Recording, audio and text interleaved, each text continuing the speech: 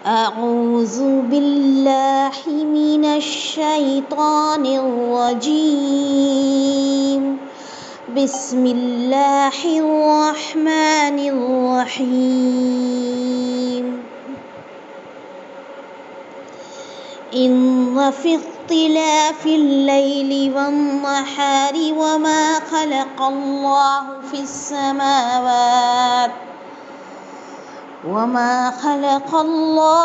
السماوات والأرض لآيات لقوم يتقون إن الذين لا يرجون لقاءنا ورضوا بالحياة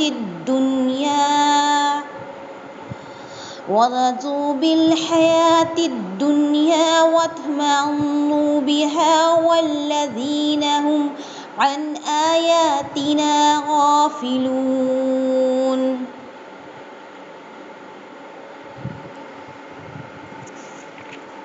أولئك مأواهم النار بما كانوا يكسبون۔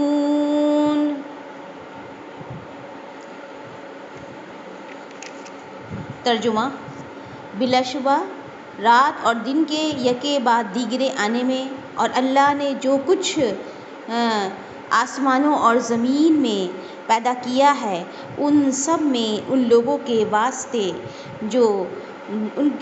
کے واسطے دلائل ہیں جو اللہ کا ڈر رکھتے ہیں، جن لوگوں کو ہمارے پاس آنے کا یقین نہیں ہے اور وہ دنیاوی زندگی پر راضی ہو گئے ہیں اور اس میں ان کا جی لگا بیٹھنے کا ہے، جو لوگ ہماری آیتوں سے غافل ہیں۔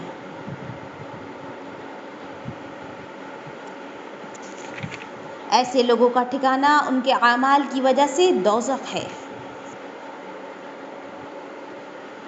دیکھیے یہاں پر جو ہے اللہ تعالیٰ نے رات اور دن اور پوری کائنات کے ذریعے جو غور و فکر کرایا ہے، آپ دیکھیے اس سے پہلے شمس اور قمر یعنی کہ قمر، سورج اور چاند کا ذکر تھا، ان کی منازل جو طے کی ہیں اللہ تعالیٰ نے، اس پر کہا گیا کہ اس کے نور کو اور اس کی منازل جو طے کی گئی ہیں اس پر غور کرو، اس کے حساب پر کہ کس طرح اللہ نے اس کے ذریعے حساب بنایا ہے۔ تو یہ جو ہے وما خلق اللہ ذلک بالحق، جو بھی اللہ نے پیدا کیا ہے یہ بے فائدہ نہیں ہے، یفصل الآیات، وہ تمہارے لیے آیات بیان کرتا ہے، لقوم یعلمون، تاکہ وہ لوگ جو علم والے ہیں، خاص علم والے ہیں، ان کے لیے بیان کر دی جائیں، ان کو سمجھا دی جائیں۔ یہ ہے تو دیکھیے یہاں پر السماوات والارض، انسان کے لیے سب سے پہلی جو نگاہ ہے اس کے لیے اوپر اور نیچے آسمان اور زمین ہے، اور اس کی وسعت انسان کو حیرت میں ڈال دینے والی ہے۔ اس کی بناوٹ، اس کے بنانے والا، اس کا جو کنٹینٹ ہے، اس کا میٹر ہے، وہ کہاں سے آیا، وہ کیسے بنا، تو یہ سب چیز اگر انسان غور کر لے تو اللہ تعالیٰ کی ذات پر یقین کر لے، کیونکہ یہ آیات ہیں، نشانیاں ہیں، اللہ تعالیٰ نے بنائی ہیں۔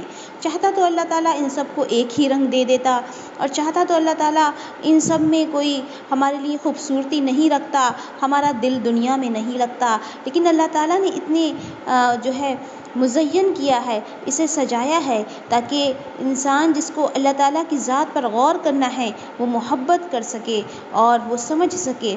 لیکن کون ہیں؟ لقوم یتقون، ان میں تقوی والے لوگ جو ہیں وہی جو ہے آیات ڈھونڈ سکتے ہیں، یعنی کہ انسان کو اللہ تعالیٰ کی ذات پر غور و فکر کرنے کے لیے بھی تقوی کی ضرورت ہے۔ اگر انسان کے دل میں تقوی نہیں ہے تو اس کا مطلب وہ غور و فکر بھی اس طرح نہیں کرے گا جو دنیا کا اسے کرنا چاہیے۔ تو یہ تقوی جو ہے اس کا کئی بار ذکر قرآن مجید میں آیا ہے اور یہ مومنین کی خاص صفت ہے، تو اور اس کا جو روٹ ہے، اس کی جو اندر جو اس کی جو جڑیں ہیں وہ خشیت الہی سے ہیں، یعنی کہ اللہ کے خوف سے بھری ہوئی ہیں، اور جو ذات الہی میں یعنی کہ اللہ کی ذات پر یقین کرنے والا ہے وہی ڈر بھی سکتا ہے، اور جس کے دل میں یقین ہی نہیں کہ میرا رب ہے تو وہ کیسے جو ہے خوف طاری کر سکتا ہے۔ کیونکہ ہم اللہ تعالیٰ کی ذات کو اپنی نگاہوں میں کسی شیپ اور ڈیزائن، کسی رنگ کے ساتھ تو نہیں سیٹ کر سکتے، لیکن واقعی وہ اس کی کبریائی اور اس کی جو لطافت ہے اور اس کی جو حکمت ہے وہ ہمارے سامنے بکھری ہوئی ہے۔ حالانکہ ہم اس کی حکمتوں کو سمجھ نہیں سکتے، لیکن وہ اپنی پوری کاریگری ہمارے سامنے رکھ رہا ہے، اس نے رکھ دی ہے۔ تو زندگی میں چاہے اس کے نظام ہیں یا کائنات میں اس کے جو نظام چل رہے ہیں، اس کے ذریعے انسان تقوی حاصل کر سکتا ہے۔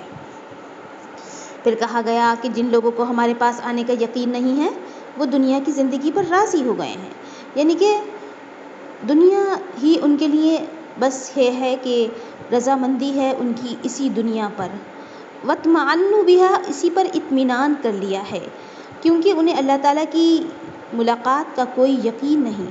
اگر اللہ تعالیٰ کی ملاقات کا یقین ہو جائے تو انسان اس دنیا میں کم دل لگائے، کیونکہ اس کو یہ پتہ ہے کہ واپس پلٹ کر جانا ہے۔ وَهُمْ عَنْ آيَاتِنَا غَافِلُونَ، اور جو بھی اللہ کی نشانیاں ہیں ان سے پھر وہ غافل ہیں۔ اس سے پہلے بھی نشانیوں کی بات ہوئی تو یہاں پر پھر یہ سمجھا دیا گیا کہ میں نے یہ جو کائنات، آسمان اور زمین نشانیاں بنائی ہیں، اس میں اگر تم دنیا کو ہی اپنا مکمل ٹھکانہ سمجھو گے تو یہ آیات سمجھ میں نہیں آئیں گی غافل لوگوں کو۔ تو یہ غفلتیں ہیں جو دنیا کی محبت کی وجہ سے ہم اپنے اوپر طاری کیے ہوئے ہیں۔ تو ہمیں اس دنیا کی زندگی کو اور اس کے اطمینان کو نہیں بلکہ اللہ تعالیٰ کی ملاقات کو ہی کیا سمجھنا چاہیے اپنا، کہ یہ ہمارے لیے آگے جو ہے ایک مقصد ہے کہ یہی ملاقات اگر ہماری بہتر ہوگی تو ہماری آخرت جو مکمل ہمارا ٹھکانہ ہے، جو ہمیشگی کا ٹھکانہ ہے، وہ ہماری کامیابی کا راستہ ہوگا۔ جبکہ انسان یہ دیکھ لیتا ہے کہ کوئی بھی اس دنیا میں ٹکنے والا نہیں، دنیا بھی فانی ہے، ہر چیز اس کی فانی ہے، تو پھر اللہ تعالیٰ نے یہی آیات ہمارے سامنے کھول کھول کر بیان کر دی ہیں تاکہ انسان اللہ کی ملاقات کو سمجھے۔ پھر اللہ تعالیٰ نے بتا دیا کہ جن لوگوں نے اطمینان کر لیا اس دنیا کی زندگی پر، اولئک مأواہم النار، یہ غافل ہیں، یہ جہنم کا ٹھکانہ ہے۔ اور کیوں؟ بما کانوا یکسبون، اس وجہ سے کہ انہوں نے یہی کمایا۔ کسبہ کا مطلب آپ سمجھ چکی ہیں، کمائی۔ تو یہاں سے یہ بات سمجھ میں آئی کہ دنیا میں انسان جو کچھ بھی کرتا ہے وہ اس کی کیا ہے؟ کمائی ہے۔ تو جو بھی جس نے کیا وہ آج اپنا عمل بھیج رہا ہے، گویا کہ وہ کما رہا ہے۔ پھر اس کے بعد ہے آیت نمبر 9، إِنَّ الَّذِينَ آمَنُوا وَعَمِلُوا الصَّالِحَاتِ يَهْدِيهِمْ رَبُّهُمْ بِإِيمَانِهِمْ تَجْرِي مِن تَحْتِهِمُ الْأَنْهَارُ فِي جَنَّاتِ النَّعِيمِ دَعْوَاهُمْ فِيهَا سُبْحَانَكَ اللَّهُمَّ وَتَحِيَّتُهُمْ فِيهَا سَلَامٌ وَآخِرُ دَعْوَاهُمْ أَنِ الْحَمْدُ لِلَّهِ رَبِّ الْعَالَمِينَ۔ ترجمہ: یقیناً جو لوگ ایمان لائے اور انہوں نے نیک کام کیے، ان کا رب ان کو ان کے ایمان کے سبب ہدایت کرے گا، نعمت کے باغوں میں جن کے نیچے نہریں جاری ہوں گی۔ ان کے منہ سے یہ بات نکلے گی سبحان اللہ، اور ان کا باہمی سلام یہ ہوگا السلام علیکم، اور ان کی آخری بات یہ ہوگی کہ تمام تعریفیں اللہ کے لیے ہیں جو سارے جہان کا رب ہے۔ دیکھیے، سب سے پہلے اس میں کیا بات ہے کہ جو لوگ ایمان لائے، انہوں نے نیک کام کیے، ان کو ان کا رب ان کے ایمان کے سبب ہدایت کرے گا۔ اس کے ایک دوسرے معنی یہ کیے گئے ہیں کہ دنیا میں ایمان کے سبب قیامت والے دن اللہ تعالیٰ ان کے لیے پل صراط سے گزرنا آسان کر دے گا۔ اللہم یسر لنا، اللہ تعالیٰ ہمارے لیے بھی آسان کر دے۔ اس صورت میں یہ بات سبیتوں کے لیے ہے، حاصل یہ ہے کہ اللہ تعالیٰ قیامت والے دن ان کے لیے ایک نور مہیا فرمائے گا جس کی روشنی میں وہ چلیں گے، جیسا کہ سورہ حدید میں اس کا ذکر آتا ہے۔ پھر کہا گیا کیا کہیں گے؟ سبحان اللہ، یعنی اہل جنت اللہ کی حمد و تسبیح میں ہر وقت رطب اللسان رہیں گے. جس طرح حدیث میں آتا ہے کہ اہل جنت کی زبانوں پر تسبیح و تحمید کا اس طرح الہام ہوگا کہ جس طرح سانس الہام کیا جاتا ہے، یعنی کہ ان کے منہ سے نکلے گا سبحان اللہ، سبحان اللہ، سبحان اللہ. صحیح مسلم حدیث نمبر 2835. یعنی جس طرح بے اختیار سانس کی آمد و رفت رہتی ہے، یعنی سانس آتی جاتی رہتی ہے، ان کی سانسوں سے اہل جنت کی زبانوں پر بغیر اہتمام حمد و تسبیح کے ترانے رہیں گے. سبحان اللہ. اور پھر کیا کہیں گے؟ السلام علیکم. یہ فرشتے بھی انہیں سلام عرض کریں گے، یہ بھی ایک دوسرے کو سلام کریں گے.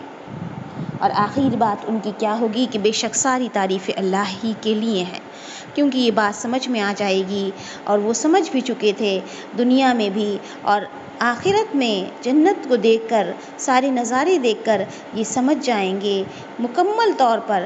کیونکہ انسان دنیا میں تو رہتا ہے، تھوڑا بہت اثر رہتا ہے دنیا کا، لیکن اس کے بعد کیا کہ یہ سب کچھ بنایا ہوا، ساری کائنات، جنت اور دوزخ، سارا اختیار اللہ کے پاس ہے. تو ساری ہی تعریف بے شک صرف اور صرف اللہ رب العالمین کے لیے ہیں. تو ہمیں کیا چاہیے کہ ہم آج ہی اس بات کو سمجھنے کی کوشش کریں کہ واقعی کوئی بنانے والا نہیں، کوئی بگاڑنے والا نہیں، صرف وہی ذات ہے جس نے اس دنیا کو حسین بنایا ہے اور سارے نظام طے کیے ہیں، سب کے معاملات طے کیے ہیں. وہ تقدیر کا بنانے والا ہے، وہ لکھنے والا ہے، وہ جو چاہتا ہے کر سکتا ہے. تو وہی دعائیں قبول کرنے والا ہے، کیونکہ اس کے اختیار میں ہیں، جب چاہے جو چاہے کر دے. تو یہ سب انسان کے ذہن میں کس بات کو جو ہے رسخ کرے گی، پکا کرے گی کہ صرف اور صرف تعریف اللہ ہی کے لیے ہے. پھر اس کے بعد ہے آیت نمبر 11.